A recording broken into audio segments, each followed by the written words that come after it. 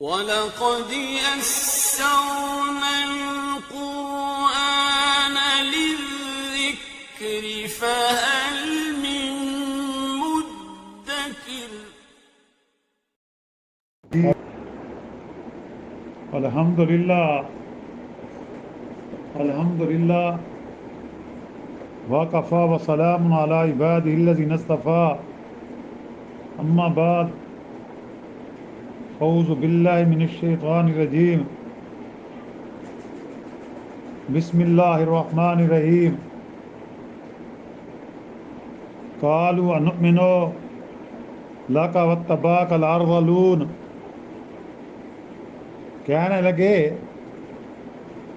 ہم تم کو مانیں گے حالانکہ رذیل لوگ تمہارے ساتھ ہو لیے ہیں۔ یعنی جب حضرت نوح علیہ السلام نے اپنی قوم کو دعوت دی اللہ سے ڈرو، میں تم سے کوئی اجر نہیں لینا چاہتا، تو قوم نے جواب دیا قالوا أنؤمن لك واتبعك الأرذلون، کہنے لگے کہ ہم تم کو مانیں حالانکہ رذیل لوگ تمہارے ساتھ ہو لیے ہیں۔ قالا وما علمی بما كانوا يعملون، تو حضرت نوح علیہ السلام نے فرمایا ان کے کام سے مجھ کو کیا باس، ان حساب ملا علی ربی لو تشعرون، کہ ان سے حساب کتاب لینا تو بس اللہ کا کام ہے، کیا خوب کہ تم اس کو سمجھو۔ وما انا بطارد المؤمنین، اور میں ایمانداروں کو دور کرنے والا نہیں ہوں۔ ان انا الا نذیر مبین، میں تو صاف طور پر ایک ڈرانے والا ہوں۔ سبحان ربک رب العزت عما یصفون وسلام علی المرسلین والحمد للہ رب العالمین، اللہم صلی علی سیدنا محمد وعلی آلہ وصحابہ وسلم۔ پارہ 19واں سورۃ الشعراء کی آیات مبارکہ 111، 112، 113، 114 اور 115، 5 آیات مبارکہ کی تلاوت کی گئی ہے اور ان کا ترجمہ کیا گیا ہے۔ جیسا کہ ہمارا گزشتہ جو کل کا درس تھا اس میں حضرت نوح علیہ السلام کے واقعے کا ذکر شروع ہوا کہ جب حضرت نوح علیہ السلام نے اپنی قوم کو دعوت دی قولوا لا الہ الا اللہ تفلحوا، کہ لا الہ الا اللہ کہہ دو کامیاب ہو جاؤ گے، یہ شرک کو، یہ بت پرستی کو چھوڑ دو۔ تو کذبت قوم نوح المرسلین، تو اس قوم نے، تو نوح علیہ السلام کی قوم نے کیا کیا؟ پیغمبروں کو جھٹلایا۔ جب کذبت قوم نوح المرسلین، قوم کی نوح نے کیا کیا؟ جو قوم کی نوح نے کذبت جھٹلایا، تو جہاں حضور صلی اللہ علیہ وسلم کو تسلی دی جا رہی ہے اور حضرت نوح علیہ السلام کا واقعہ بیان کیا جا رہا ہے کہ اے میرے نبی کریم صلی اللہ علیہ وسلم، آپ ان کفار مکہ کی باتوں سے پریشان نہ ہوں۔ حضرت نوح علیہ السلام کی قوم نے بھی جب اس کو حضرت نوح علیہ السلام نے یا اس میں جو رسول آئے تھے، نبی آئے تھے، انہوں نے جب ان قوم کو دین کی دعوت دی تو انہوں نے بھی اس کو جھٹلایا تھا۔ تو پھر یہ آگے واقعہ شروع ہوا، اور کل میں جو واقعہ تھا اس میں یہی ذکر ہوا تھا کہ حضرت نوح علیہ السلام نے اپنی قوم سے کہا میری بات مان لو، اللہ سے ڈرو، میں تم سے اس چیز کا کوئی معاوضہ نہیں لینا چاہتا، نہ میں تم سے کوئی امارت مانگتا ہوں، نہ میں لیڈرشپ مانگتا ہوں، نہ میں سرمایہ دار بننا چاہتا ہوں، نہ میں شہرت حاصل کرنا چاہتا ہوں، نہ میں حکومت مانگتا ہوں، بلکہ تمہیں دین کی دعوت دیتا ہوں، تمہیں دوزخ کے عذاب سے بچانا چاہتا ہوں، میری بات مان لو۔ تو قوم نے کیا جواب دیا؟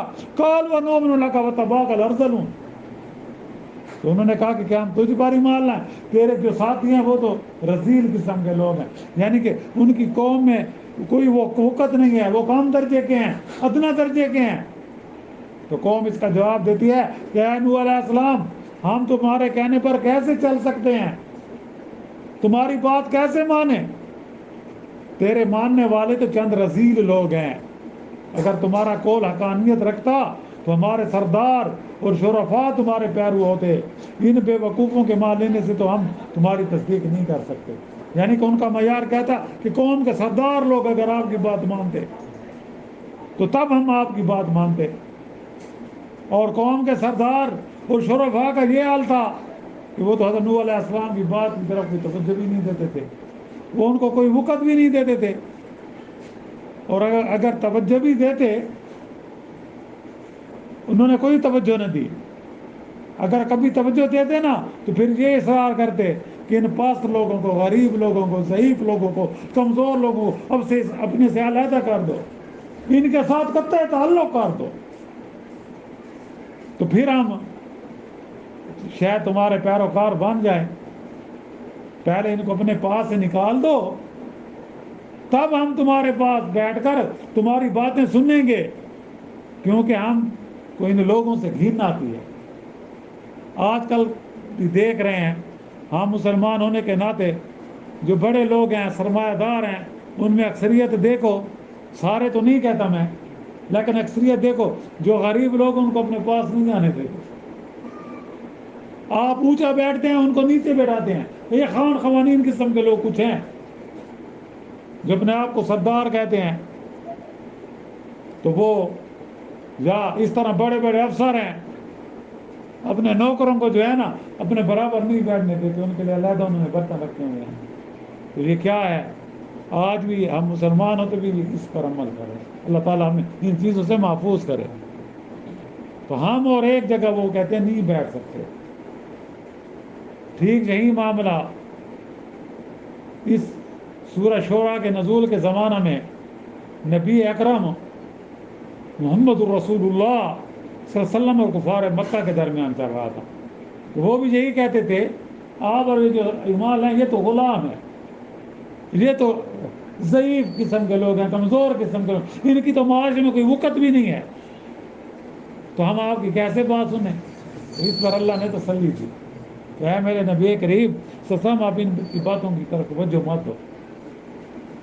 اس وجہ سے نوح علیہ السلام اور ان کے قوم کے سرداروں کی یہاں گفتگو کا ذکر کیا گیا ہے، کس لیے؟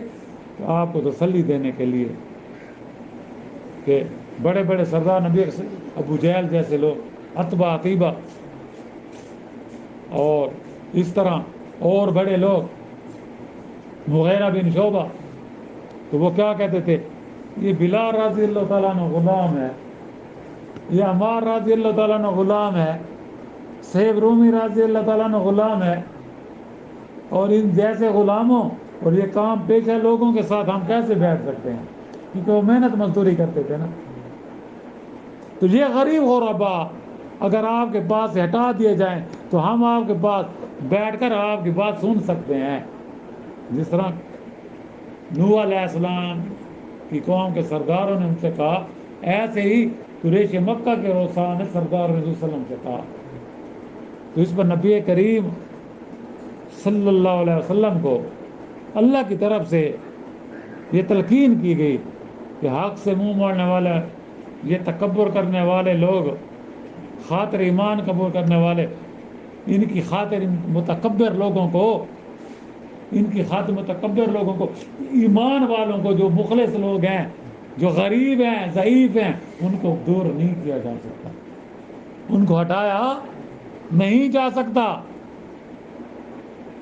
اور اس طرح حضرت نوح علیہ السلام نے جواب دیا تھا کہ ایسا کبھی نہیں ہوگا کہ میں ان کے ساتھ ایسا معاملہ کروں جس کے تم خواہش مند ہو، رہا ان کی امیری اور غریبی، قوم اور پیشہ، تو مجھ سے یہ لازم نہیں کہ کوئی حق قبول کرنے آئے تو میں یہ معلوم کروں کہ پہلے یہ لوگ کیا کرتے تھے، ان کے افعال شریفانہ تھے یا رذیلانہ تھے، ان کا پیشہ کمی تھا یا اعلیٰ تھا، ان کی معاشرے میں لوگ ان کی بات کو وزن دیتے تھے یا نہیں دیتے تھے۔ تو حساب کرنے والا تو اللہ ہی ہے نا، اللہ ہی واقف ہے۔ اس لیے اللہ کے نزدیک یہ شہرت، یہ دولت، یہ خاندانی افرادی قوت کام نہیں آئے گی۔ اللہ نے کہا گیا سورۃ الحجرات میں، ان اکرمکم عند اللہ اتقاکم، کہ تمہیں اللہ کے نزدیک عزت والا لوگ ہے، وہ عزت والا وہ ہے جو اللہ سے زیادہ ڈرتا ہے، جو متقی ہے، پرہیزگار ہے، گناہوں سے بچتا ہے۔ اسی طرح اللہ تعالیٰ دلوں کی بات جانتے ہیں، اللہ علیم بذات الصدور، اللہ تعالیٰ سینوں کے بھید جانتے ہیں۔ اللہ کو پتہ ہے کون مخلص ایمان والا ہے، کون نہیں ہے، کس کے قسمت میں جہنم ہے، کس کی قسمت میں جنت ہے۔ تو اللہ تعالیٰ سے ہماری یہی التجا ہے، یا اللہ ہمیں جنت والوں میں بنانا، جو جنتی گروہ ہیں ہمیں ان میں شامل کرنا، ہمارے گناہوں کو نہ دیکھنا، ہماری کمزوریوں کو نہ دیکھنا، ہمیں معاف کر دینا اپنی رحمت کے صدقے۔ تو نے خود کہا ہے کہ میری رحمت خود وسیع ہے، رحمتی واسعت کل شیء، کہ میری رحمت نے ہر چیز کو اپنے گھیرے میں لیا ہوا ہے۔ تو یا اللہ ہم تو تجھ سے یہی گمان کرتے ہیں، خار ہیں، بدکار ہیں، ڈوبے ہوئے ذلت میں ہیں، خواہ کچھ میں تیرے محبوب حضرت محمد صلی اللہ علیہ وسلم کی امت میں سے ہے، اس طرح ہی ہمیں تو معاف کر دینا یا اللہ۔ تو آپ تو یہ مومن ہیں، یعنی حساب کرنے والا اللہ ہے، اور یہ جو کمزور لوگ ہیں یہ مومن ہیں، اور میں ان مومنوں کو اپنے پاس سے نہیں ہٹا سکتا۔ کاش تم میں اتنا شعور ہوتا کہ ایسی نمایاں اور واضح بات کو سمجھ لیتے کہ ایمان کے بعد گزشتہ اعمال کا محاسبہ باقی نہیں رہتا، یعنی کہ جو صدق کے دل سے کلمہ پڑھ لیتا ہے اللہ تعالیٰ اس کے سارے گناہ معاف کر دیتے ہیں، جو صدق کے دل سے توبہ کر لیتا ہے اللہ تعالیٰ اس کے گناہوں کو معاف کر دیتے ہیں، وہ اپنی توبہ پر قائم رہتا ہے تو اس کے گناہوں کو نیکی میں تبدیل کر دیتے ہیں۔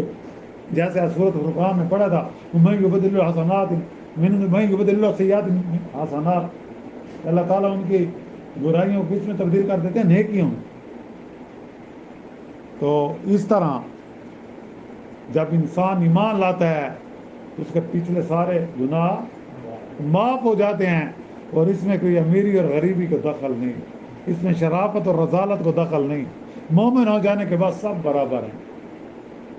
ذلت اور عزت کا معیار صرف ایمان ہے، نسبی تعلق نہیں، مالی تعلق نہیں، مالی برتری نہیں، کوئی چیز نہیں، کوئی سفارش نہیں، صرف اور صرف ایمان ہے۔ اگر ایمان ہمارا مضبوط ہے تو ہمارا بیڑا پار ہے، اور اگر یہ لوگ پہلے کچھ بھی ہوں اب بظاہر مومن اور قابل عزت ہیں، اور میں مومنین کو دھتکارنے والا نہیں ہوں، تمہارا اختیار ہے، مانو مانو نہ مانو نہ مانو، اس میں میرا کیا قصور ہے، میرا کیا حرج ہے، میری کیا تنگی ہے، میرا کیا نقصان ہے، میں نے تو اللہ کا پیغام تمہیں پہنچا دیا، اب یہ تمہارے اختیار میں ہے، کیونکہ میں صرف پیغام پہنچانے والا ہوں اور ڈرانے والا ہوں، اور کسی کو جبراً منوانے والا یہ میری ذمہ داری نہیں ہے۔ جیسے یہ کہ اِنَّا إِلَّا نَذِيرٌ مُبِينٌ، اِنَّا إِلَّا نَذِيرٌ مُبِينٌ، میں تو صرف ڈرانے والا ہوں کہ تاکہ تم جہنم کی آگ سے بچ جاؤ، تم جہنم کی آگ، جہنم کے ایندھن بننے سے بچ جاؤ، اور ہدایت تو اللہ کے اختیار میں، اور ہدایت اس سے ملتی ہے جو ہدایت کا طلبگار ہوتا ہے، جو ہدایت طلب کرتا ہے۔ اب یہ میری ذمہ داری نہیں ہے کہ میں تمہیں زبردستی منواؤں، کیونکہ لا اکراہ فی الدین، دین میں کوئی جبر نہیں ہے۔ تو اس پر قوم کے سرکش اور ان نافرمانوں نے حضرت نوح علیہ السلام کو کیا جواب دیا، پھر اس سرکشی کا کیا انجام ہوا، انشاءاللہ ہمارا اگلے درس میں اس کا ذکر ہوگا۔ وآخر دعوانا ان الحمدللہ رب العالمین۔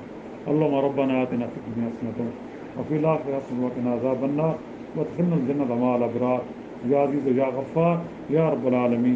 ربنا تقبل منا انک انت السمیع العلیم وتب علینا انک انت التواب الرحیم۔